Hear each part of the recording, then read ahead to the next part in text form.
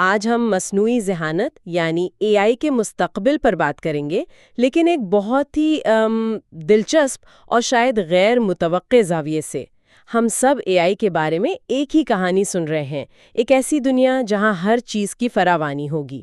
جی، اور یہ خیال ایک بہت ہی دلچسپ یوٹیوب ویڈیو سے آیا ہے جو اے آئی کے بارے میں ہماری سنی سنائی باتوں کو ایک نئے زاویے سے دیکھتا ہے، خاص طور پر ڈاووس جیسی جگہوں پر جہاں بڑے بڑے نام جیسے ایلون مسک ایک فراوانی کی معیشت کی پیشین گوئی کر رہے ہیں۔ بالکل، یعنی ایک ایسا مستقبل جہاں ذہانت تقریباً مفت ہے، روبوٹس ہمارے سارے کام کر رہے ہیں اور ہر چیز وافر مقدار میں دستیاب ہے۔ لیکن آج ہم جس ذریعے کا جائزہ لے رہے ہیں وہ اس تصویر کو تقریباً الٹ دیتا ہے۔ وہ کہتا ہے کہ اصل کہانی فراوانی کی نہیں بلکہ نئی غیر متوقع رکاوٹوں کی ہے جو اس فراوانی کی وجہ سے پیدا ہو رہی ہیں۔ اور یہی آج کی گفتگو کا مرکز ہے۔ ہم فراوانی کے بجائے رکاوٹوں کی معیشت یعنی باٹل نیک اکانومی کے نظریے پر غور کریں گے۔ یہ کیا ہے اور اس کا کمپنیوں اور ہم جیسے افراد کے لیے کیا مطلب ہے؟ آئیے اس پر گہرائی میں بات کرتے ہیں۔ چلیں تو سب سے پہلے اس فراوانی کے بیانیے کو تھوڑا اور سمجھتے ہیں۔ یہ خیال بہت دلکش ہے کہ اے آئی اور روبوٹکس معیشت میں بے مثال اضافہ لائیں گے، بہت سی وائٹ کالر نوکریاں شاید ختم ہو جائیں، لیکن فکر کی بات نہیں کیونکہ ہر طرف فراوانی ہوگی۔ دیکھیں، یہ بیانیہ پرکشش ضرور ہے لیکن بہت مبہم ہے۔ فراوانی ایک ایسی چیز ہے جس پر عمل نہیں کیا جا سکتا۔ اصل حکمت عملی ہمیشہ مخصوص ہونے میں ہوتی ہے۔ صحیح۔ اور یہیں رکاوٹ یا باٹل نیک کا تصور بہت طاقتور ہو جاتا ہے۔ اچھا، تو اس کو آسان الفاظ میں کیسے سمجھا جائے؟ رکاوٹ سے کیا مراد ہے؟ اسے ایک ایسی شاہراہ کی طرح سمجھیں جس میں 5 لین ہیں، لیکن آگے جا کر ایک پل پر وہ 1 لین میں بدل جاتی ہے۔ اب اس سے کوئی فرق نہیں پڑتا کہ 5 لین والی سڑک پر گاڑیاں کتنی تیزی سے چل سکتی ہیں۔ پورے نظام کی رفتار تو اس ایک لین والے پل پر ہی منحصر ہوگی۔ بالکل، وہ پل ہی رکاوٹ ہے۔ اگر آپ رکاوٹ کو بہتر بنائے بغیر کسی اور چیز کو بہتر بناتے ہیں تو آپ نے کچھ بھی حاصل نہیں کیا۔ لیکن اگر آپ رکاوٹ کو تھوڑا سا بھی بہتر کرتے ہیں تو پورا نظام آگے بڑھتا ہے۔ واہ، یہ بہت اچھی مثال ہے۔ یعنی جب تک آپ اس پل کو چوڑا نہیں کرتے، باقی شاہراہ کو بہتر بنانے کا کوئی فائدہ نہیں؟ کوئی فائدہ نہیں۔ اور جو کوئی بھی اس رکاوٹ کو حل کرتا ہے وہ غیر متناسب قدر حاصل کرتا ہے۔ یہ کوئی نیا تصور نہیں ہے، تاریخ ایسی مثالوں سے بھری پڑی ہے۔ جیسے کہ زیریا ڈچ ایسٹ انڈیا کمپنی کا ذکر کرتا ہے، ان کی رکاوٹ کیا تھی؟ ان کی رکاوٹ تھی سرمایہ۔ اس وقت سمندری سفر میں کئی سال لگ جاتے تھے اور سرمایہ کاروں کا پیسہ اتنے لمبے عرصے کے لیے پھنس جاتا تھا۔ یہ ایک بہت بڑی رکاوٹ تھی۔ اچھا۔ انہوں نے اس رکاوٹ کو قابل تجارت حصے یعنی ٹریڈیبل شیئرز بنا کر توڑا، جس سے خطرے کو تقسیم کیا جا سکا اور زیادہ لوگ سرمایہ کاری کر سکے۔ اور اس ایک حل نے نہ صرف انہیں بے پناہ امیر بنایا بلکہ بنیادی طور پر جدید سٹاک مارکیٹ کی بنیاد رکھی۔ واہ، اسی طرح والمارٹ کی مثال بھی ہے۔ جی، انہوں نے ریٹیل میں معلومات کی رکاوٹ کو توڑا۔ اس وقت یہ جاننا تقریباً ناممکن تھا کہ کس اسٹور میں کون سی چیز کتنی فروخت ہو رہی ہے۔ تو وہ اندازے سے کام چلاتے ہوں گے۔ بالکل، والمارٹ نے ایک جدید سپلائی چین بنا کر اس معلومات کی رکاوٹ کو حل کیا جس سے وہ صحیح وقت پر صحیح جگہ پر سامان پہنچا سکے۔ انہوں نے ذہانت سے یہ سمجھا کہ اصل رکاوٹ صرف سامان پہنچانا نہیں بلکہ یہ جاننا ہے کہ کہاں کیا پہنچانا ہے۔ تو بنیادی اصول یہ ہے کہ جو بھی نظام کی سب سے بڑی رکاوٹ کو حل کرتا ہے وہ سب سے زیادہ قدر حاصل کرتا ہے۔ تو اب آتے ہیں اے آئی پر۔ اگر اے آئی ذہانت کی فراوانی پیدا کر رہا ہے تو پھر نئی رکاوٹیں کہاں منتقل ہو رہی ہیں؟ یہیں سے بات واقعی دلچسپ ہو جاتی ہے۔ بالکل، اور پہلی رکاوٹ حیران کن طور پر ڈیجیٹل نہیں بلکہ طبعی دنیا میں ہے۔ ذریعہ اسے ایٹمز بٹس نہیں کہتا ہے۔ ایٹمز بٹس نہیں مطلب اے آئی کو چلانے کے لیے ناقابل یقیناً حد تک توانائی، زمین، بجلی اور ہرمند کارکنوں کی ضرورت ہے۔ آج کے جدید ڈیٹا سینٹرز 100 میگا واٹ سے زیادہ بجلی استعمال کرتے ہیں۔ 100 میگا واٹ؟ یہ تو ایک چھوٹے شہر کے برابر ہے۔ جی ہاں، اور ایک بڑا اے آئی ماڈل ٹرین کرنے کے لیے تو ہفتوں تک اتنی کمپیوٹنگ پاور چاہیے۔ تو مسئلہ یہ ہے کہ سافٹ ویئر تو روشنی کی رفتار سے ترقی کر رہا ہے، لیکن ہم حقیقت میں کنکریٹ کے سوکھنے اور اجازت نامے ملنے کا انتظار کر رہے ہیں۔ آپ نے بالکل صحیح پکڑا۔ طبعی انفراسٹرکچر بنانے میں سافٹ ویئر سے کہیں زیادہ وقت لگتا ہے۔ اجازت نامے لینے اور نیشنل گرڈ سے کنیکشن حاصل کرنے میں سالوں لگ سکتے ہیں۔ ذریعہ بتاتا ہے کہ گوگل جیسی دیو کامت کمپنی کو بھی گرڈ کنیکشن حاصل کرنے میں رکاوٹوں کا سامنا ہے۔ تو اس کا مطلب ہے کہ جو کچھ تکنیکی طور پر ممکن ہے اور جو حقیقت میں قابل عمل ہے، اس کے درمیان ایک بہت بڑا خلا پیدا ہو گیا ہے، اور اس کا اثر بھی نظر آ رہا ہوگا۔ یقیناً میموری چپس یعنی ڈی ریم کی قیمتیں آسمان سے باتیں کر رہی ہیں۔ تو اس صورتحال میں فائدہ کس کو ہو رہا ہے؟ ظاہر ہے انویڈیا جیسی کمپنیاں تو ہیں ہی، لیکن ان کے علاوہ وہ لوگ بھی ہیں جو یہ سارا انفراسٹرکچر بناتے ہیں۔ جیسے تعمیراتی کمپنیاں، بجلی فراہم کرنے والے۔ بالکل، کولنگ سسٹم بنانے والے۔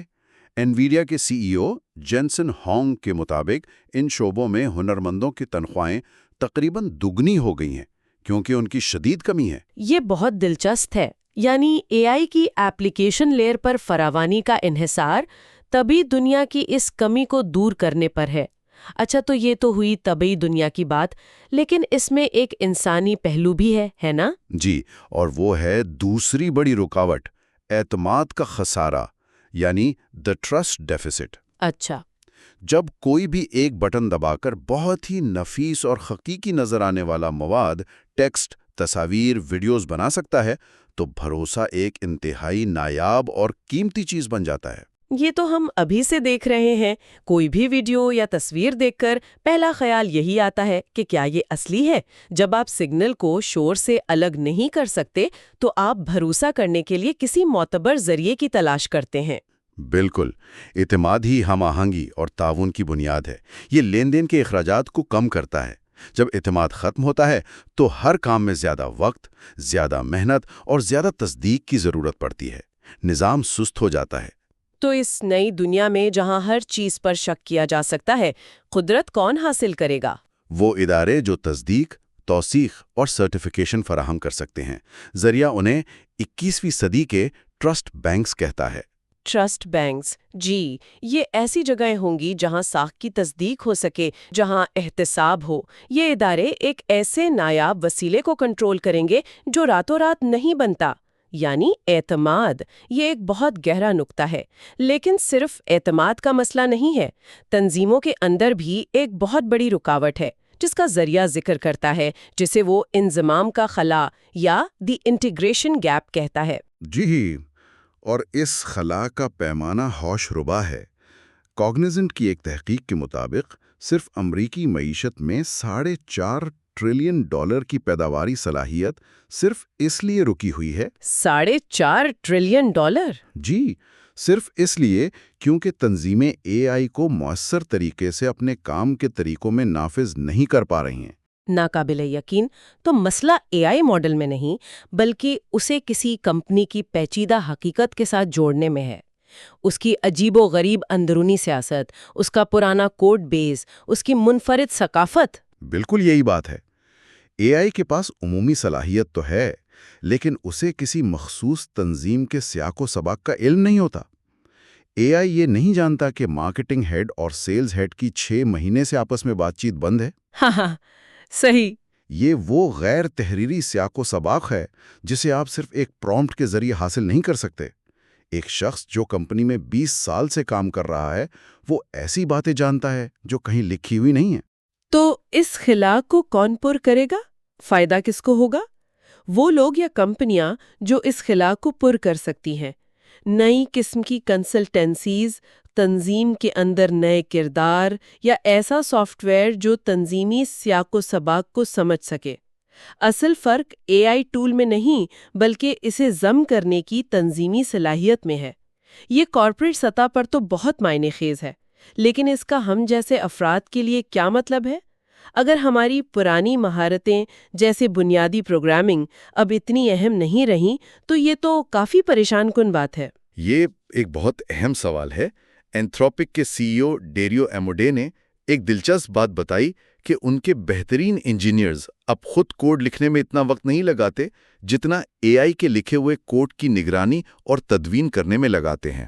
یعنی ان کا کام بدل گیا ہے؟ ان کی شناخت بدل رہی ہے، تو فرد کی سطح پر بھی رکاوٹیں منتقل ہو رہی ہیں۔ تو پہلی نئی انفرادی رکاوٹ کیا ہے؟ پہلی ہے ذوق اور پرکھ، یعنی ٹیسٹ اینڈ ججمنٹ۔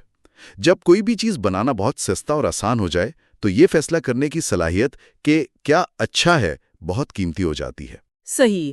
اے آئی آپ کو لوگوں کے 100 ڈیزائن دے سکتا ہے، لیکن ان میں سے کون سا آپ کے برانڈ کی روح سے مطابقت رکھتا ہے، یہ فیصلہ اب بھی ایک انسان کو ہی کرنا ہے۔ بالکل۔ دوسری رکاوٹ ہے مسئلے کی تلاش یعنی پرابلم فائنڈنگ۔ اے آئی دیے گئے مسائل کو حل کرنے میں بہت اچھا ہے، لیکن صحیح مسئلہ تلاش کرنا اور اسے صحیح طریقے سے بیان کرنا یہ اب بھی انسانوں کا کام ہے۔ اور ہمارا پورا تعلیمی نظام ہمیں مسائل حل کرنا سکھاتا ہے، جبکہ مارکیٹ اب مسائل تلاش کرنے والوں کو انعام دے رہی ہے نا؟ جی، مہارت اب عمل درآمد میں اتنی نہیں رہی جتنی سمت متعین کرنے میں ہے۔ تیسری انفرادی رکاوٹ ہے ادارہ جاتی علم اور سیاق و سباق، یعنی کسی تنظیم کے کام کرنے کے اصل طریقوں کا غیر تحریری علم۔ اچھا۔ یہ جاننا کہ جب کوئی اسٹیک ہولڈر کچھ کہہ رہا ہے تو اس کے پیچھے اس کی اصل خواہش کیا ہے یا فیصلے دراصل کیسے ہوتے ہیں، یہ علم اے آئی کے پاس نہیں ہوتا۔ اور ذریعہ یہاں ایک بہت ہی پریشان کن نقطہ اٹھاتا ہے۔ وہ کہتا ہے کہ یہ علم حاصل کرنا مشکل ہوتا جا رہا ہے، کیونکہ اے آئی وہ تمام چھوٹے موٹے کام، وہ گرنٹ ورک کرتا جا رہا ہے جن کے ذریعے نوجوان ملازمین یہ سب سیکھتے تھے۔ یہی تو تضاد ہے۔ وہ گرنٹ ورک جسے سب ناپسند کرتے تھے، دراصل سیکھنے کا ایک اہم راستہ تھا۔ ہزاروں چھوٹے تجربات کے ذریعے ہی وہ گہری سمجھ پیدا ہوتی تھی۔ تو اگر اے آئی وہ تمام کام سنبھال لے تو رہنماؤں کی اگلی نسل یہ غیر تحریری علم کیسے حاصل کرے گی؟ اس کا جواب ابھی کسی کے پاس نہیں ہے۔ یہ واقعی سوچنے کی بات ہے۔ اور بھی کچھ انفرادی رکاوٹیں ہیں؟ ہاں، 2 اور بہت اہم ہیں۔ ایک ہے عمل درآمد اور ثابت قدمی، یعنی ایکسیکیوشن اینڈ فالو تھرو۔ اے آئی آپ کو ایک بہترین منصوبہ بنا کر دے سکتا ہے، لیکن اس پر عمل کرنے کے لیے ایک انسان کی ضرورت ہوتی ہے جو پرعزم رہے، مشکلات کا سامنا کرے۔ بالکل۔ اسٹیو جابز کی مثال یہاں بالکل فٹ بیٹھتی ہے۔ لوگ ان کے آئی فون کے شاندار خیال کی بات کرتے ہیں، لیکن ان کی وہ انتھک محنت بھول جاتے ہیں۔ وہ مشہور قصہ ہے کہ انہوں نے خود گوگل کے ایک اعلیٰ عہدیدار کو اتوار کی صبح فون کیا۔ کیا آپ کے لوگوں میں پیلے رنگ کا شیڈ آئی فون کی اسکرین پر ٹھیک نہیں لگ رہا؟ جی، اور کہا کہ میرے انجینئرز اسے ٹھیک کرنے آپ کے دفتر آ رہے ہیں۔ یہ ہے عمل درآمد۔ یہ جنون اے آئی نہیں لا سکتا۔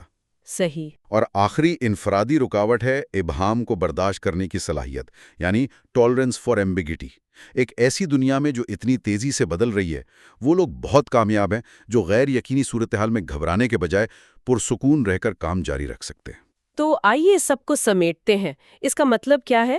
ڈاووس میں پیش کیا گیا خالص فراوانی کا وہ صاف ستھرا بیانیہ حقیقت سے تھوڑا دور اور نامکمل محسوس ہوتا ہے۔ یہ نامکمل ہے۔ فراوانی حقیقی ہے، اس سے انکار نہیں، لیکن فراوانی خود بخود قدر پیدا نہیں کرتی۔ یہ صرف اس بات کو بدل دیتی ہے کہ کمی کہاں موجود ہے۔ اچھا۔ ذہانت سستی ہو رہی ہے، لیکن اعتماد، طبعی انفراسٹرکچر، تنظیمی انضمام اور انسانی پرکھ زیادہ قیمتی اور نایاب ہوتے جا رہے ہیں۔ تو کلیدی پیغام یہ نہیں ہے کہ فراوانی پر یقین کیا جائے یا نہیں، بلکہ اصل سوال یہ ہے کہ رکاوٹیں کہاں ہیں، کیونکہ وہی جگہ ہے جہاں کاروباری اداروں اور ذاتی کیریئر کے لیے حقیقی مواقع موجود ہیں۔ بالکل۔ ہمیں فراوانی کا پیچھا نہیں کرنا، ہمیں رکاوٹوں کو تلاش کرنا اور انہیں حل کرنا ہے۔ یہی وہ سوال ہے جس پر ہم سب کو غور کرنا چاہیے۔ اور آخر میں ہم اپنے سننے والوں کے لیے ایک سوال چھوڑ جاتے ہیں جو اسی گفتگو سے نکلا ہے۔ ذریعہ بتاتا ہے کہ وہ چھوٹے موٹے کام جن کے ذریعے ادارہ جاتی علم حاصل ہوتا تھا، اب ختم ہو رہے ہیں۔ اگر اے آئی وہ تمام کام سنبھال لے جن سے نئے ملازم ہزاروں چھوٹے تجربات کے ذریعے سیکھتے تھے، تو رہنماؤں کی اگلی نسل وہ گہری غیر تحریری سمجھ کیسے پیدا کرے گی جو انہیں قیمتی بناتی ہیں؟ اس نئی حقیقت میں تربیت اور سیکھنے کی کون سی نئی شکلیں ایجاد کرنے کی ضرورت پڑ سکتی ہے؟